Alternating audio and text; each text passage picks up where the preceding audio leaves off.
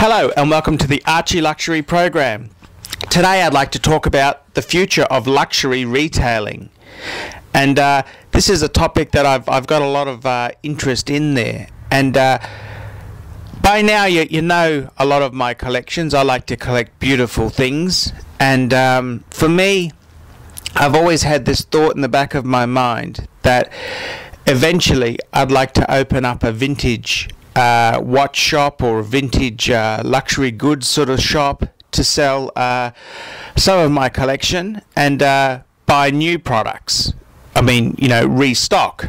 And this has been a sort of a dream of mine. I've always had at the back of my mind, yes, I do love my luxury goods, but I could also buy pieces wisely, and when I want to sort of semi-retire, I could open a little shop up and sell some of my goods and restock and make a living out of it.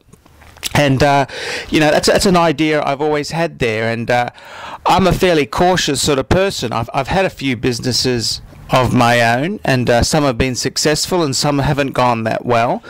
But I always like to take things very cautiously, and I'm not sort of the person who would just go and borrow $500,000 from the bank and open a shop and see if it goes good or if it goes fucked. I kind of, that's a bit scary.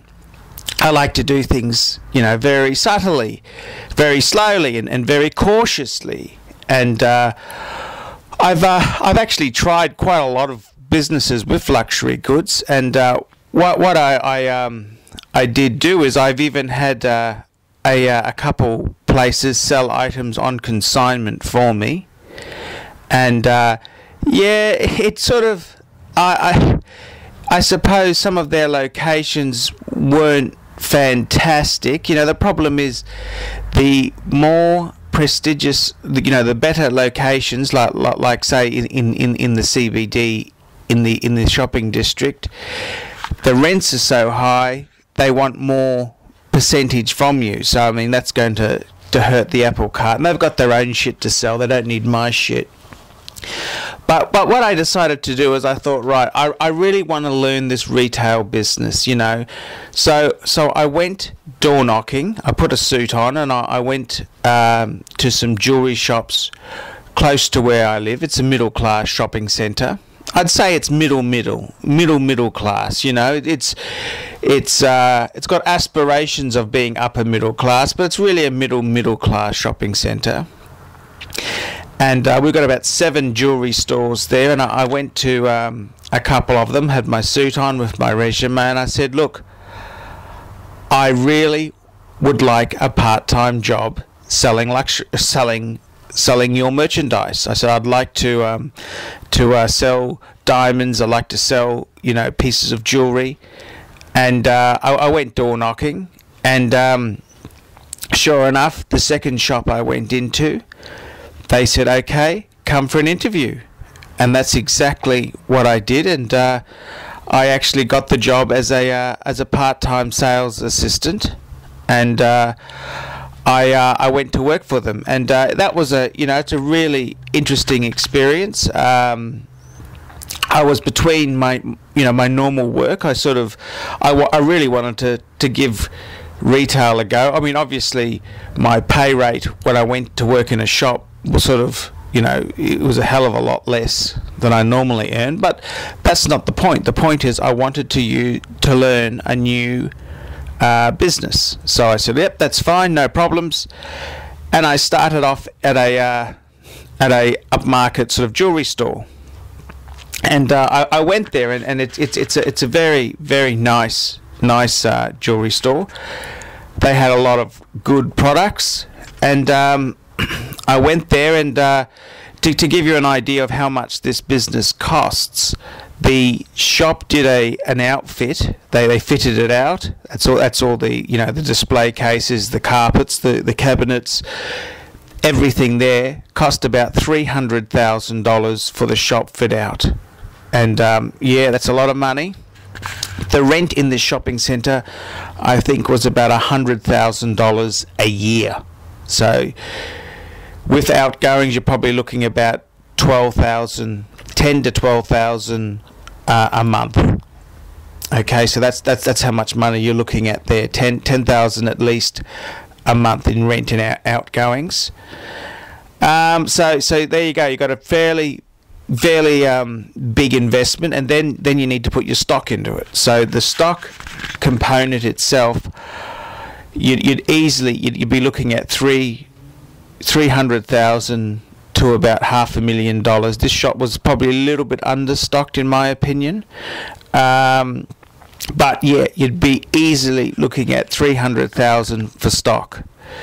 So there you go. That's the figures there. So you've put in shop fit cost for 300, the yearly rent's 100,000, and the stock is easily 300,000. So this is $1 million investment you're putting into this sort of business.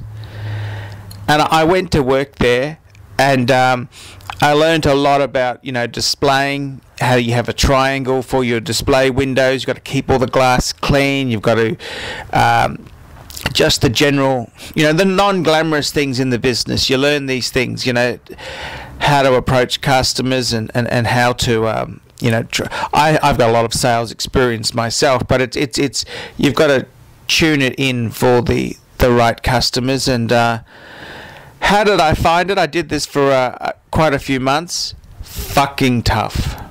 That's all I can say. It is fucking tough. I mean, retail, it is so fucking tough. It's hard. Very hard. I mean, it's the funny thing is the shop is so, I never thought of this before, but the shop itself, I remember I got told off once because I sat down in a chair. I was doing some cleaning, and you never ever sit down. You're always on your feet in the shop. So you're 8 hours on your feet, and that's not quite as comfortable as you think. So you never ever sit down when you're working. The other thing is that I found really interesting is that we went to some specialist training in diamonds, and I was really keen. This is probably the best education you can get. I mean, if you want to open up a jewelry store, just don't go and borrow $500,000 to $1 million from the bank. You go and work in one for a while and learn the business. Work out whether it's worth doing or is it fucked. And anyhow, we had a specialist. We sold a specialist brand of. We had our normal diamond range, but we also had a special diamond that had been basically look. The end of the day, it was a finely cut diamond. Instead of using 10 by magnification, they used 100 by magnification. So it was cut a hell of a lot better than a normal diamond, but so it had more sparkle to it. Whether it's worth the premium they charge, I'm still a bit undecided on that. But anyhow, went to the training, and they're talking about, because this training was from America. So I'm in Australia, of course. So the trainer was from America. He comes out and he says, the really savvy, internet savvy customers, they're not even coming into your store. They're already buying online, like places like Blue Nile, online. That's where they're buying their diamonds from. That's what he said. He said they are buying online. He said all the savvy customers, they are not even coming into your store. And the penny dropped. I mean, I looked at my collection. I've got a humble collection of diamonds that I've bought, and yeah, not one of those I paid retail for. And this is the thing, the whole industry has changed, and it's very, very interesting. So what he was saying is that the savvy customers don't even come in, and it's that was just like a bombshell to me. The internet buyers are just, the internet shops are just slaughtered traditional retail. And I mean, the shopping centre I'm in, it could be any shopping centre in Australia or America, and you look at it, in our middle class shopping centre we had 7 jewellery stores there, all fighting for a piece of the market. Now, I was working in the most upmarket one, but the lower ones are obviously, you know, a lot of CZs, a lot of silver, a lot of gold plated, a lot of you know, catalogue sellers. And I've got to say this, you know, we had really good quality stock. It was nicer stock, but geez, I tell you what, that's very, very scary.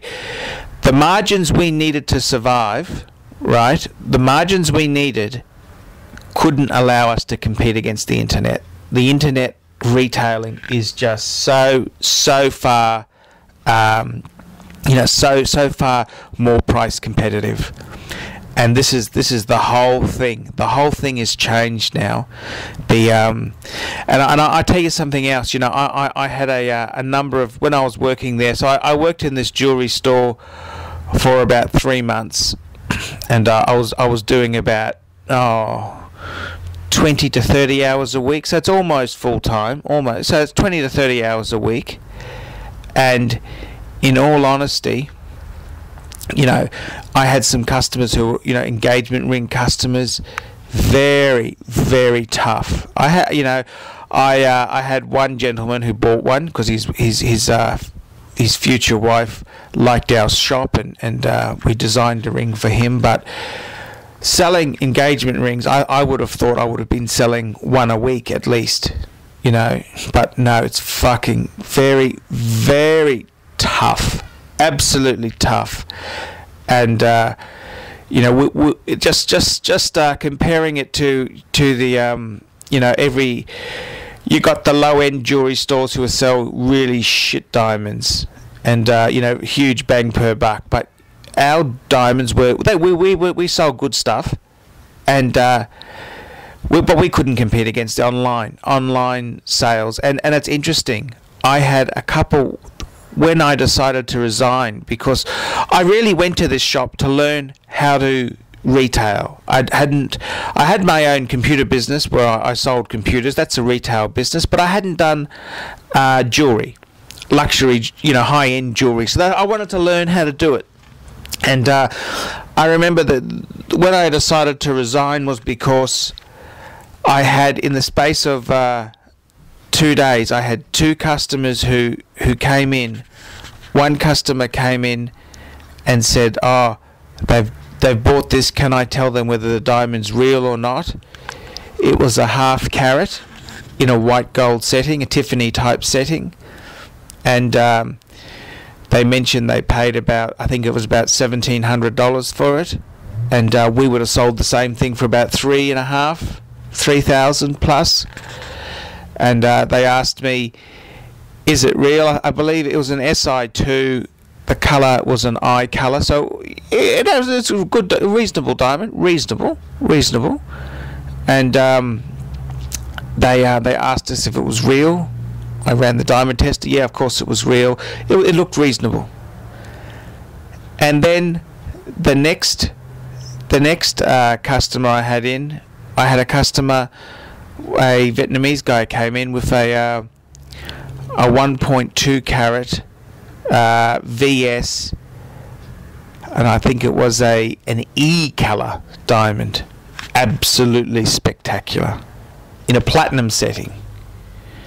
And the price he paid for it, we couldn't do a damn thing, nothing. And he was asking us, "Is the diamond real?" And I could see the writing on the wall. The savvy buyers, they're all buying direct, and this is what's happening. And you know, yeah, there's some unscrupulous people there, but you go to someone like Blue Nile and pay with a credit card. I mean, you've got comeback, and you've got all sorts of things to do on it there, and this is the whole point. Traditional retail is fucked. I mean, look, to be honest with you, a lot of the margins that they put onto things were ridiculously high. I remember in that same jewelry store, we sold a low end of brand of watches, and any repairs, whatever quote we got, say someone wanted a new glass for a watch, whatever it cost us wholesale, our multiplier was 4.3. Okay, so realistically, you know, we really charged a hell of a lot for anything. Any type of make or repair was very, 4.3 was the multiplier. You know, that's just ridiculous.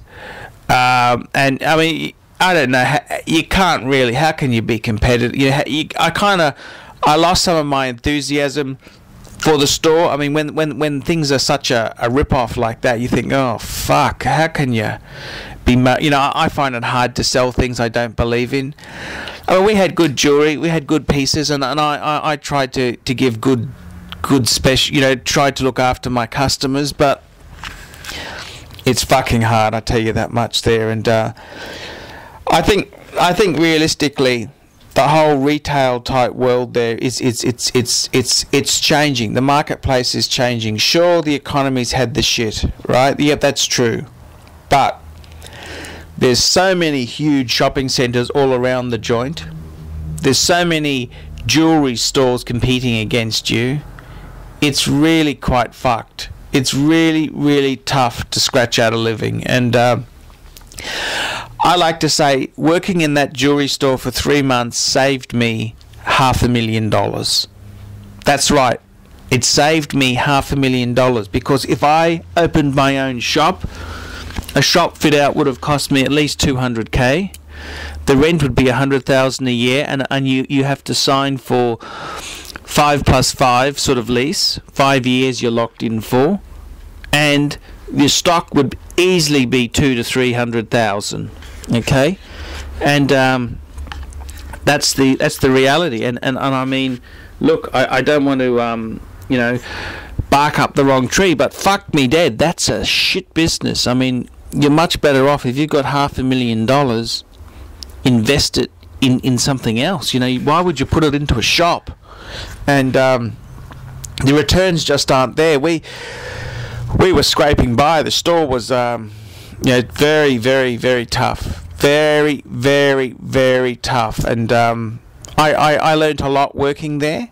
And I think it's very interesting. Sometimes it's good to go and try something else in life. I mean, I went back to my usual career in IT, and you know, that's all okay. But I've got to say this: I learned a hell of a lot working in retail, and it's just absolutely amazing. You just don't realise it's. I think traditional retail is going to sink, and I can't see how all these shops can survive, because people aren't spending the same amount of money as they were when the economy wasn't tight.